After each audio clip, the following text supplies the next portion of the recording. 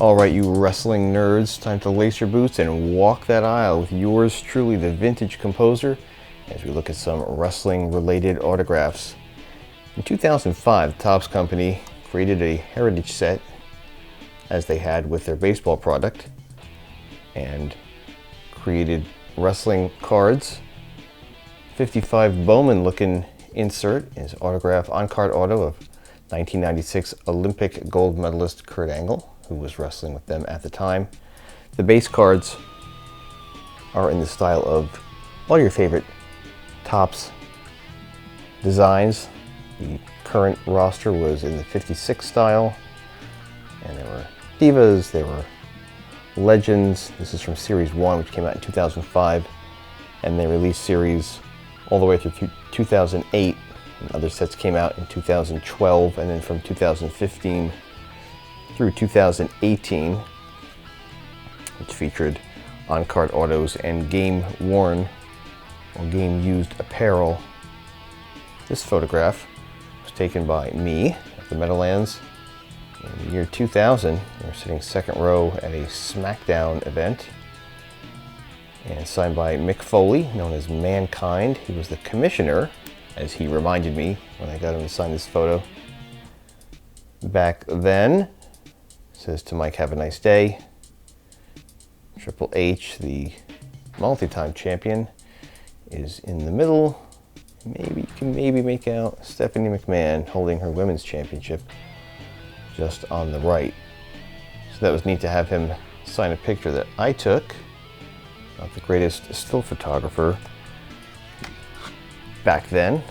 I think I got a little bit better. In 1998, Concrete Music put out a CD of the theme songs from ECW talent that we could watch on the MSG network.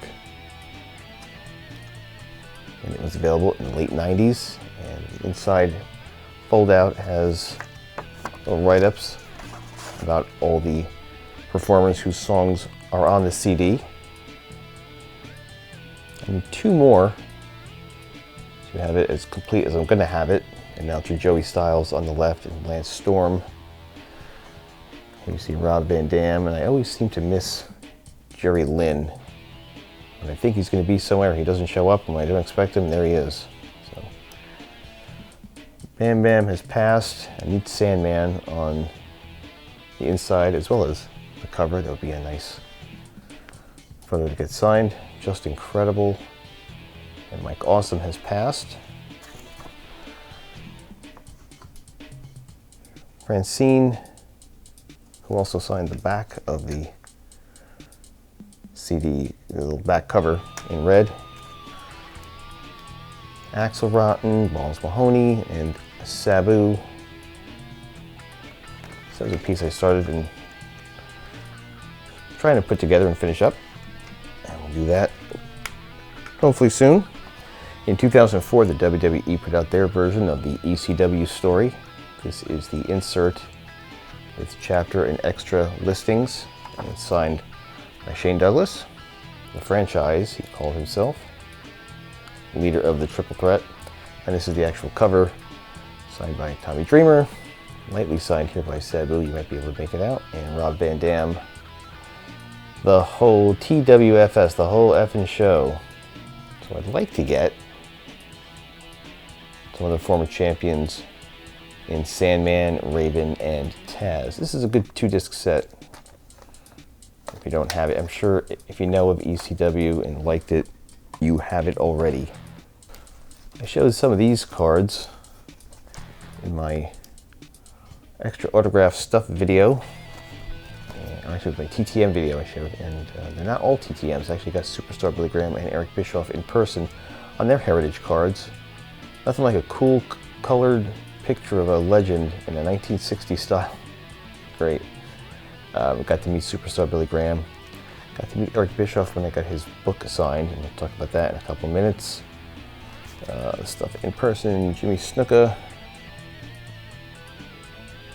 and Tito Santana, former Intercontinental Champion. Of course, the hammer in back of him. Hacksaw Duggan and Ricky Steamboat signed on the back of their classic cards from 1991. Chris Jericho got in person, actually. 1956 looking card. Cowboy Bob was TTM, as was this Tito. And Joey Styles, the day I got him to sign the ECW CD, signed his business card for me. And you can barely make out if I shine it right. Mickey James in ballpoint pen. But the Kelly is in Sharpie. Kelly. Auto dealership, I should say, where she made an appearance and signed this photograph that was done specifically for that appearance. This was a TTM of Kurt Angle, not sure if it's authentic. Signed Olympic champion. A little Photoshop thing I did. Everyone knows Bret Hart, the Hitman, who always signs his autograph with 4 dots, one for each of his children. Met him at a signing in the mall that was near where I used to live. This was around '99, after he had returned following his brother Owen's death. I think my dad got the best autograph, wrestling-wise. At an airport in Atlanta. It's always good for schmoozing people at the airport. Met lots of famous people, including Hulk Hogan, and wasn't afraid to just go right up to him and ask for an autograph. And Jimmy Hart happened to be with him, so he got both on regular Delta letterhead stationery. More than happy to oblige, he said. And he said Hogan was just huge. Candice Michelle, former champion, I believe, signed at the bottom of this 1965 looking printout that I blew up. And the enforcer, Arn Anderson, signed just AA4 on this promo, which came with a t-shirt and a book. I went for the book. And you got a package deal. And the book was done by a group called Dreamcatchers, so the shirt had a Dreamcatcher logo on it. Don't know what happened to mine, probably outgrew it. But this is a book that Arn, quote unquote, wrote. Signed the inside on his sticker, which has a notation that you could inscribe. There's some pictures in here. This is an okay book. I mean, I like Arn. I liked him as a talent. He wrote it as if he believed everything that was happening in the ring was real, you know, instead of saying, we lost the championships because our contracts were running out and they decided not to renew us, we were going to leave. He says, well, we lost the titles because the better team won. So kind of wrote it in kayfabe. This is a better book, and we got to meet the Brain in person at a local bookstore back in 2003. Bobby Heenan. This is a good book. He doesn't mind saying who he liked and didn't like and curse, and all about the ins and outs of him growing up and falling in love with the business and getting involved from the very beginning. And there's a nice story at the end on how he came to meet the family he didn't know he had for many years and got back in contact with them. This is a good book. This is from whom? Triumph Books. So here's the Eric Bischoff book. This is one that WWE Books put out. That's the former general manager. Signed it on this page, not the first page. Hope you enjoyed the book. Very outgoing when you first meet him. The book itself, there's the old school NWO look. Big type, lots of pictures, lots of basic stuff that if you watched WCW back in the 90s, you know. I think if you watched him and you listen to the way he talks in interviews and the way he presented himself on camera, he comes across like he's full of shit, and I think he is full of shit sometimes because he repeats himself and he contradicts himself, and it's a repetitive book. I mean, how many times are you going to say you like someone so much that you want to have a beer and a steak with them? But it's okay, it's a good read. And this is the best read. because it's the man, to be the man. From the Nature Boy, we met Rick. And it's here somewhere, yeah. With his infamous 16 times inscription. He says just about everything in it. Again, not afraid to say what he liked and didn't like from people.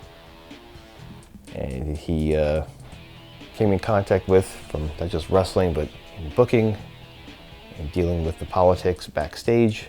Talks about him growing up as an orphan and losing his self-confidence when his main promotion went out of business, and then reinventing himself in the 2000s. Good book, and had the pleasure of meeting Nate, as we call him, if we know him well. Some of us do. So this was the last book, and one more thing, and we'll just show you this little ticket stub, The Four Horsemen, in 1999.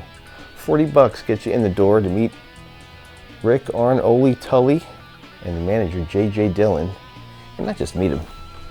I thought they had this printout from an old, oh gosh, it was PWI maybe? And it's basically the centerfold that they photoshopped and printed out as one piece. The Four Horsemen plus one. So we got all of them to sign it. Ole signed it like he was blind. Huge. Tully Blanchard inscribed with 2 Corinthians 5:17, which states, "If any man be in Christ, he is a new creature. Old things are passed away. Behold, all things are become new." So Tully found religion. His daughter is wrestling now. I think she's doing well. JJ in the middle, of course, the manager. Arn actually signed his name, printed his name actually up top. And Rick with the autograph that we know so well. So this was the first time I met Ric Flair, and the last being when I was able to get the book signed. The other time was when he signed his first DVD compilation. That story will be part of another video, because coming up next year, I'll look at my Nature Boy Ric Flair collection, including the signed DVD and the greatest single wrestling item I own, though it's one I can't even hold in my own hands. How's that for a tease? Thanks for watching, and until then. I love it! All right.